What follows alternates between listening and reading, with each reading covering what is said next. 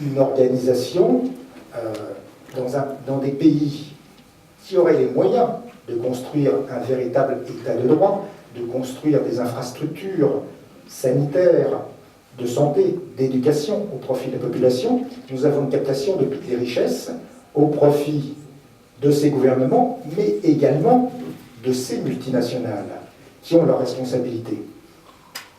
Le président Romain Bedel Sousa a parlé à fort juste titre de la question des armes.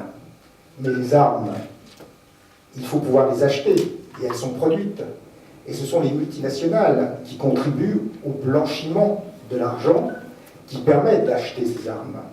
Et si effectivement on a pu au Congo-Brazzaville stocker autant d'armes, et s'il y a pu y avoir l'explosion du 4 mars de l'année dernière à Brazzaville, qui a fait autant de morts, c'est bien parce qu'il y a eu toute une logistique organisée par les multinationales prédatrices du Congo-Brazzaville, comme dans d'autres pays du Sud, notamment du continent africain, qui ont organisé ce système. Et là, effectivement, il y a tout un travail à faire, et je fais partie des avocats qui agissent pour cette transparence, pour faire en sorte qu'il n'y ait pas impunité. Donc, il y a l'action judiciaire en cours bien mal acquis, concernant les détournements de richesses au détriment des populations africaines par des clans présidentiels africains, dont ceux du Congo-Brazzaville, la famille Sassou Nguesso.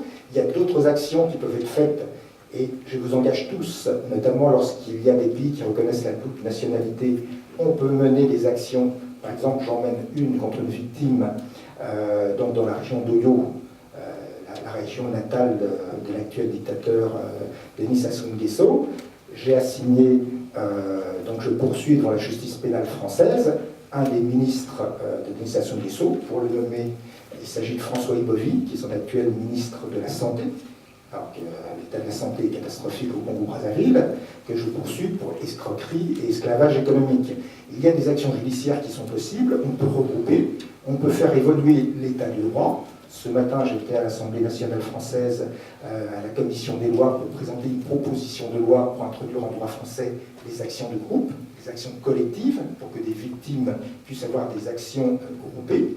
Je fais partie aussi des collectifs d'avocats qui veulent une réforme de la Cour pénale internationale pour faire en sorte qu'il y ait une véritable lutte contre l'impunité et que ce ne soit pas une dépendance du Conseil de sécurité de l'ONU qui dicte à la Cour pénale internationale quelles sont les personnes qui doivent être jugées devant la Cour pénale internationale, mais que ce soit les vrais auteurs de crimes de guerre, de crimes contre l'humanité, qui soient poursuivis, et ceux qui blanchissent l'argent qui financent les mercenaires, qui soient poursuivis.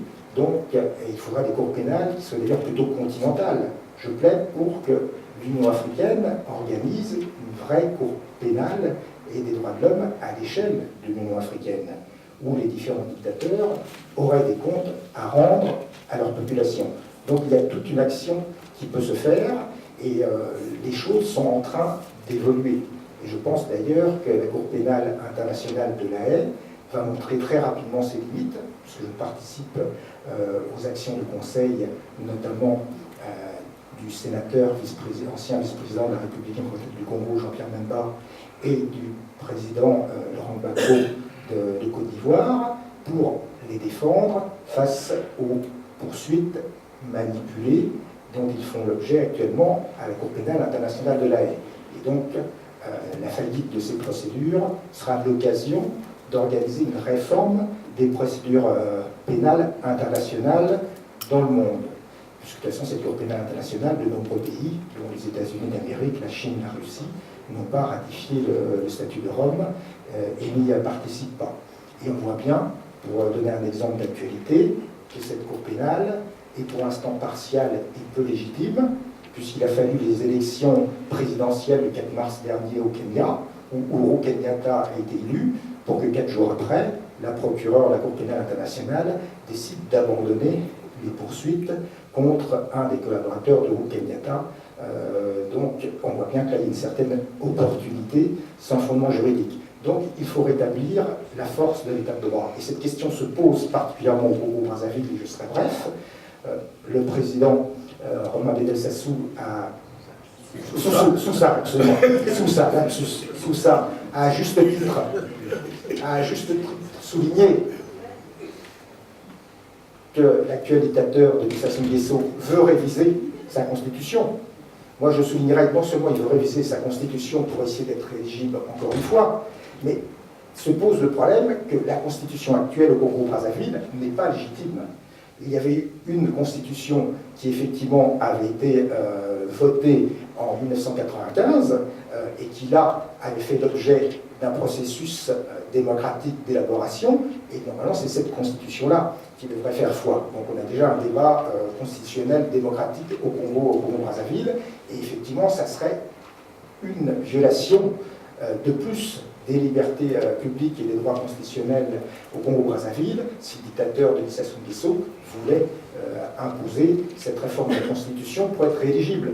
Et puis je dirais, il y a une question brûlante donc au Congo-Brazzaville sur le plan des droits humains qui est, et là Romain Bédel-Soussa l'a fort justement souligné, c'est l'affaire des 352, et on n'est pas sûr du nombre exact, disparus du beach. Donc c'est un scandale, on sait fort bien que un des chefs de la police nationale, dont on vient de restreindre les fonctions, est un des principaux responsables, sous les ordres du président de Sassou Nguesso, de cette extermination. Et donc là, il faudra que ce crime contre l'humanité ne reste pas impuni. C'est le devoir de tous les amis du Congo-Brazzaville de faire en sorte que la mémoire de ces victimes soit respectée et que justice leur soit rendue. Ça fait partie d'un programme. Le président Soussa a évoqué des axes justes de rétablissement d'un véritable état de droit, non seulement dans les domaines de la construction d'un État avec toutes les infrastructures au service des populations, mais ça passe effectivement par la mise en place d'une véritable justice indépendante. Et ça, c'est un axe très nécessaire. Je ne vais pas parler plus longtemps, je vous remercie. Eh bien voilà, le changement est en marche. Ça ne fait rien. Tout ça, ça porte bonheur. Le changement est en marche.